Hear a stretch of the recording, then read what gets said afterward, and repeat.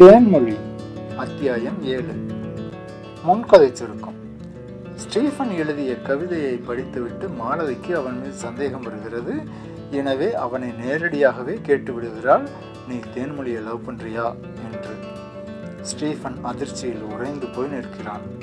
இனி PS tyres என்ற company பெயர் பலகை பகலில் கூட நீலம் மற்றும் ஆரஞ்சு நிற வண்ணங்களில் செயற்கை வெளிச்சத்துடன் மின்னியது. பீட்டர் சாம்வேல் என்பதன் சுருக்கம் PS. பின்னாளில் பேரனுக்கு ஸ்டீஃபன் என்று பெயர் வைத்தவர் சாமுவேல் தான். இப்போது பீட்டர் ஸ்டீஃபன் என்றாகிவிட்டது. தாத்தா பீட்டர் சாமுவேலிடமிருந்து சொத்து நேரடியாக பேரன் ஸ்டீஃபன் பீட்டருக்கு போக போகிறது.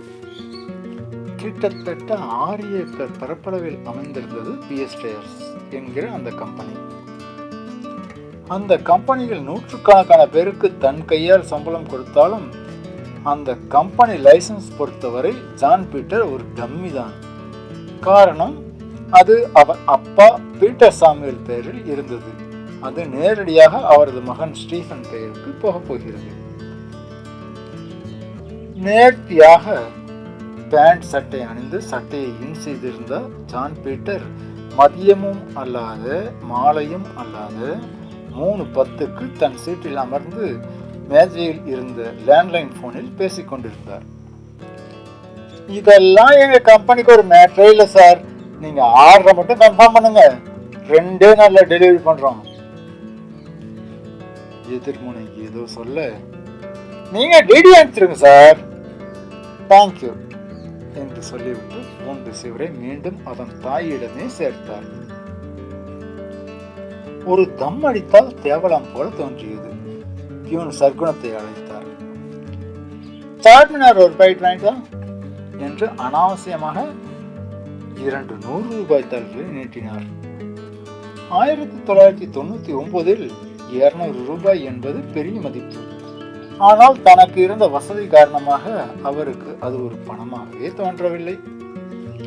சரிங்க சார். சர்க்குணம் வெளியேற மீண்டும் போன் ஒலித்தது. ஹலோ, பீட்டர் சாரா? இனிமையான பெண் குரல். ஆமா சார், உங்க கூட கொஞ்சம் பேசணும், இப்பவே கிளம்பி வாங்க என்றுதான் அந்த பெண் குரல். வாட்? நான் யாரும் தெரிஞ்சுதான் பேசுறீங்களா? என்கிட்ட பேசணும்னா நீங்க தான் என் இடத்துக்கு வரணும். குரலில் கோபத்தை காண்பித்தார் ஜான் பீட்டர்.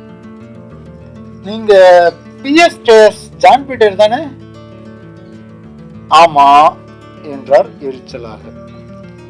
சார், என் பேரு என்று ஆரம்பித்து சில விவரங்களை அந்த பெண் குரல் சொன்னவுடன், மை காட், உடனே வரேன் என்று சொல்லி ரிசீவரை அதன் இடத்திலேயே வைத்துவிட்டு தனது கார் டிரைவரை கூப்பிட்டு போகும் இடத்தை சொல்லி உடனே கிளம்ப சொன்னார். ஆனால் இந்த நாள் அவருக்கு எத்தனை பெரிய இழப்பை அல்லது வாழ்க்கையை கொண்டு வரப்போகிறது என்று அவர் அப்போது அறிந்திருக்கவில்லை. தொடரும்.